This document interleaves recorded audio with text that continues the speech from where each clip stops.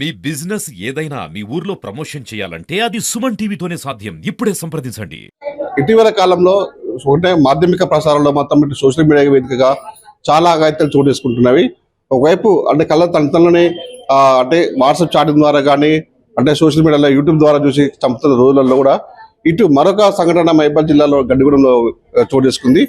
అంటే భర్త ఉండగా కూడా ప్రియుడితోని చాటింగ్ చేసుకుంటూ ఇన్స్టాగ్రామ్ ద్వారా పరిచయమై తన అంటే రాసలీల సాగుతున్న క్రమంలో కూడా భర్తకి ఒక నెల క్రితం అనుమానం వచ్చింది అని తను చెప్తున్నాడు. అసలు మరి ఏం జరిగింది, ఆ రోజు ఏం జరిగింది, మరి భర్తని ఎవరు చంపబోయారనే విషయం మొత్తం ఇక్కడ ఉన్నాడు బాధితుడు. వాళ్ళ అడిగి వచ్చే ప్రయత్నం చేద్దాం. ఏం పేరు నీ పేరు? నా పేరు ప్రసాద్. ప్రసాద్, ఏం జరిగింది ప్రసాద్? ఏం జరిగింది? నైట్ నా మీద అటాక్ జరిగింది. మా భార్యతో వచ్చిన ప్రియుడు కలిసి నా మీద అటాక్ చేశారు. మెడకాయ బట్టి కత్తితోటి ఎక్కడ పడితే అక్కడ కొయ్యడం, పొడవడం, ఆ భార్య కూడా లేచి మెడకాయ బిస్కడం అలాంటిది జరిగింది.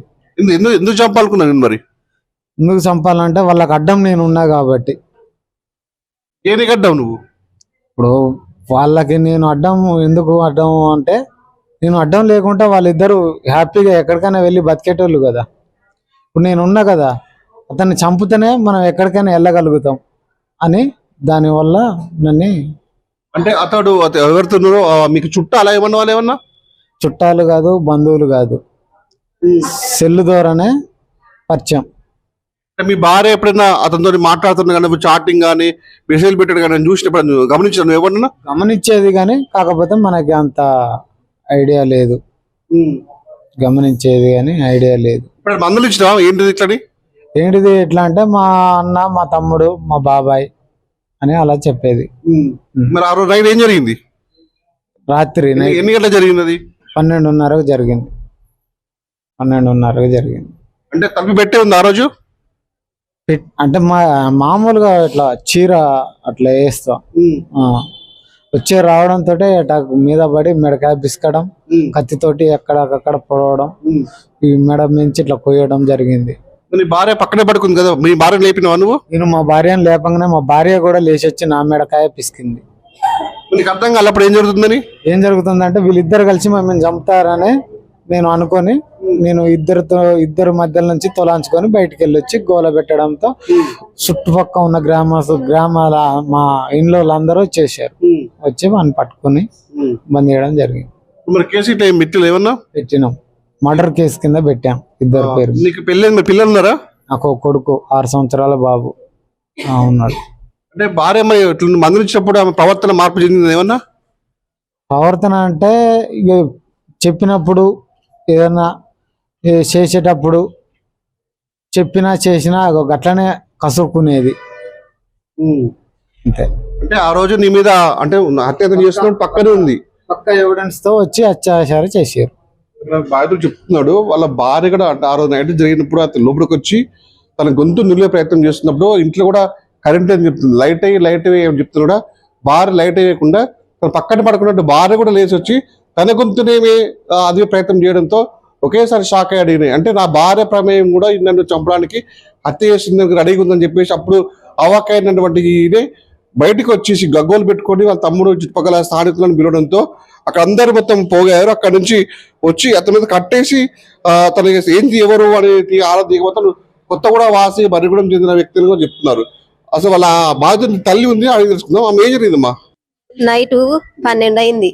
పండుకున్నారు అందరు. పండుకునేసరికి ఇక వచ్చేసిండు. వీళ్ళు కూడా లైట్లు బంద్ చేసి పన్నారు. వీళ్ళు పక్క పక్క ఉంటాయి, ఇద్దరు కలిసి ఉంటారు. మా ఇల్లు కొంచెం దూరం ఉంది సార్. మాకు ఏరబడి కొంచెం దూరంగా ఉంటారు వీళ్ళు. మా ఇల్లు కొంచెం లోపలికని ఉన్నది. అయితే వాళ్ళు పన్నారు కదా, మేము ఇక్కడ పండు వేసుకుని ఉన్నాం.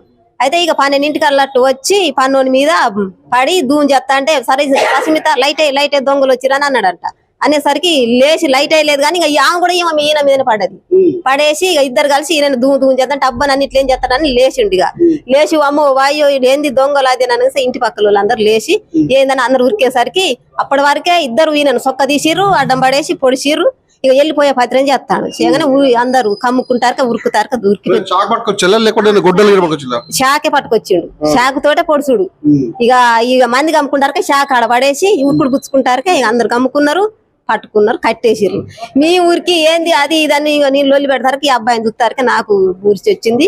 నేను ఇక ఈ పిల్లగాని తోటే తీసుకొని మీ అబ్బాయి పేరు ఏం పేరమ్మా? ప్రసాద్ ఈ ప్రసాద్ ఆ రోజు పడుకున్నప్పుడు కూడా వాళ్ళు వచ్చి గొంతు నూతున్నప్పుడు మీ పక్కన భార్య లేపిండంట, ఆమె కూడా లేచి మీ భర్త పని మొత్తం చంపని ప్రయత్నించిందంట కదా మరి.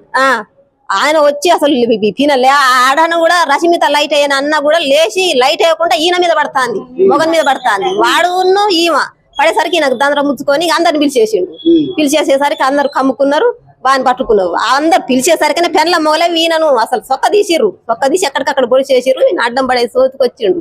వచ్చేసరికి అంటే ఇప్పుడు మీ భార్యకి ఆయనకి సంబంధం ఉందంటారా? మరి ఉన్నది లేదు మనకేం తెలుసు కదా, మరి భార్య సంబంధం లేదు వాడు ఎట్టస్తాడు సార్?